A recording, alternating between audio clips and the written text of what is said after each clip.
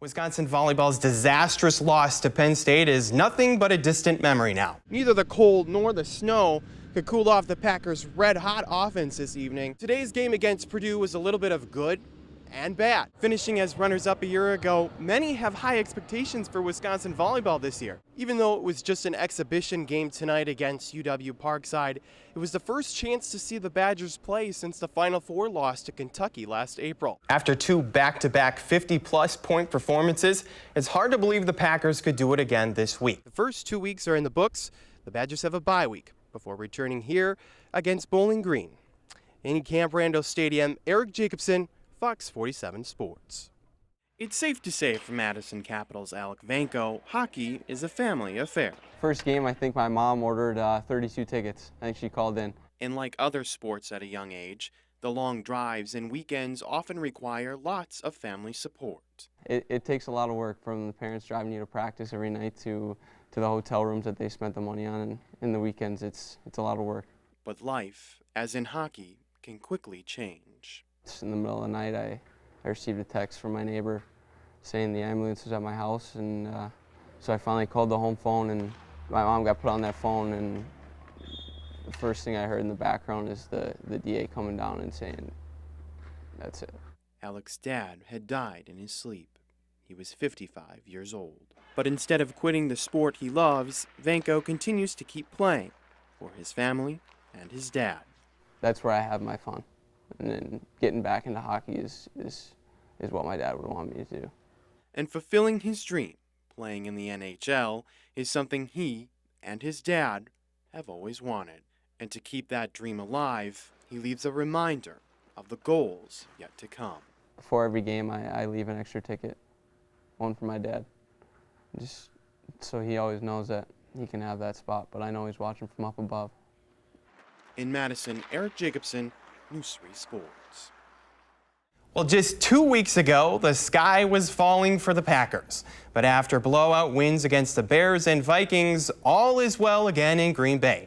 Standing in their way of a 4-2 start are the Dolphins. To Sun Life Stadium in Miami we go for this one. We start with the Packers' first drive, and Aaron Rodgers making it look really, really easy. The pass to Jordy Nelson is perfect, and the Packers go up 7-0. The Dolphins hang around in this one, however. Fourth quarter, Ryan Tannehill with the play fake and finding Mike Wallace in the end zone for the touchdown. The Dolphins take the 24-17 lead. Aaron Rodgers given one last chance, down 4 on the last drive, ball on the Dolphins 15. Rodgers signals that he's going to spike, and the defense falls for it. The pass to Devontae Adams gives the Packers a first down with just 6 seconds remaining. That is all that Rodgers needs. The pass to Andrew Corliss is good. The Packers win 27-24. Sadly, Melvin Gordon's record-breaking performance last weekend against Nebraska was broken just 1 week after it was set. As for the team, they did pretty well. But by Melvin Gordon's standards, it was a letdown. 264 all-purpose yards and 2 touchdowns, but none bigger than his touchdown run for the winning score. Regardless of what records are broken, Gary Anderson and company will take the win. Yesterday's Wisconsin-Boise State basketball game started at 9 p.m. here in Madison. According to Bo Ryan, that's well past his bedtime. Not to worry, however, here's what you missed last night. Bo Ryan and company ready for the late-night contest. They might as well call this the Frank Kaminsky show. Prevent him from shooting down low? No problem. From State Street for 3, and it's good. The Badgers starting out strong. Later on, it's him again on the rebound after the Dugan miss down low. And the score. He finishes with 26 points, and the Badgers roll 78-54. The AP college football poll is out this week, and who can believe it? Mississippi State is atop the standings. It's the first time in school history for the Bulldogs. Florida State drops to number 2. They match up with number 5 Notre Dame next Saturday night. Wisconsin is on the outside looking in for the poll. Michigan State, Ohio State, and Nebraska are the only Big Ten teams in the poll. Wisconsin volleyball's disastrous loss to Penn State is nothing but a distant memory now. Since the loss, the Badgers have gone 4-0 and have only dropped 1 set. Bucky getting into the action at the Fieldhouse today. Wisconsin hosting Maryland. This one was all Badgers today. First set, Badgers on the attack, and Haley Nelson with the kill. Badgers pulling away in the first set. They could get it done on defense as well. Later on, it's Dominic Thompson with the block right back to the Terrapins side. They were all getting in on the action today. Badgers attacking with Ellen Chapman with the kill. The Badgers win in straight sets, 3-0. Badger women hockey also in action this afternoon, taking on Ohio State. Second period, Ohio State trying to clear the puck, but it's stolen away by Blair Turnbull, who passes it to Brittany Ammerman for the goal. The Badgers up 2-0. Goalie Anne-Marie Desbiens has a good day. She closes out a shutout again. The Badgers win 3-0. That's it for sports. We'll be right back. The Verona cheerleading squad is just like any other, with laughs and smiles that set an example for the entire school. Except for 3 special girls. My coach in college had a special needs cheer team, so just watching that team perform gave me a lot of ideas on how I can incorporate them. Just beginning this year, the team aims to include everyone, and the result has been overwhelming support.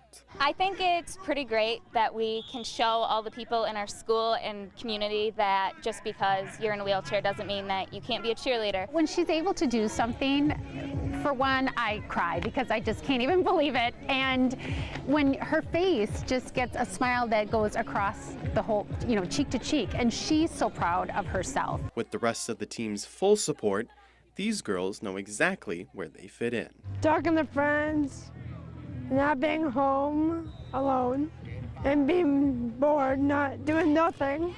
It's always fun here, laughs. And while the team may not always win on the field, the team on the sidelines has already won. It's really great that the message is getting sent that, no matter what you are or who you are, that there's someplace that you can be. And making this group of kids a little more special. Hello. In Verona, Eric Jacobson, News 3 Sports. Your first time is thrilling. Really scary, but thrilling. You might say it's a little crazy, but the folks at the Rock Aqua Jays jet skiing team are flying sky high. Over water, of course, on skis. You have to be both strong physically, and also what people don't know is you have to be pretty strong mentally. Imagine going to the gym and standing under 1,000 pounds. That's the equivalent of it. With ages ranging from 3 to 50, there's a role for everyone and anyone.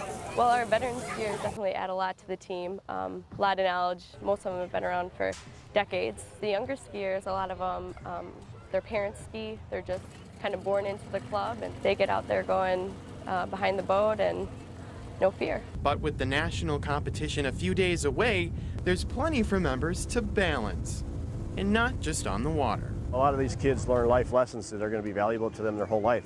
They may not understand it right now, but it's interesting. I've gotten quite a few different letters over the years saying, thanks for pushing me, thanks for making me chase my dreams, those kind of things. But with a little practice, everyone can stand tall. In Janesville, Eric Jacobson, News 3 Sports. They don't look like your typical athletes, but don't tell that to these group of kids. Yeah, in my mind I treat it like a sport, but instead of using brute strength like in football, we use our minds. Janesville Parker's Rockin' Robots team does everything a sports team does, even down to the game their robots play. You work as a team, as a well-oiled machine, and it takes a bit of skill to be able to do that and be that fluent. You have to have a game plan. After advancing past the first round of the robot competition, the team headed to the Edward Jones Dome, home of the St. Louis Rams. It was crazy. It was playing in an NFL stadium. We're used to playing on one field in just a corner of a stadium, and now we have 5 or 6 fields in a big NFL stadium. And like a Super Bowl, a little halftime entertainment as well. will.i.am performed at a halftime show. It was breathtaking for me. But like any other athlete, this team is playing for more than just a competition.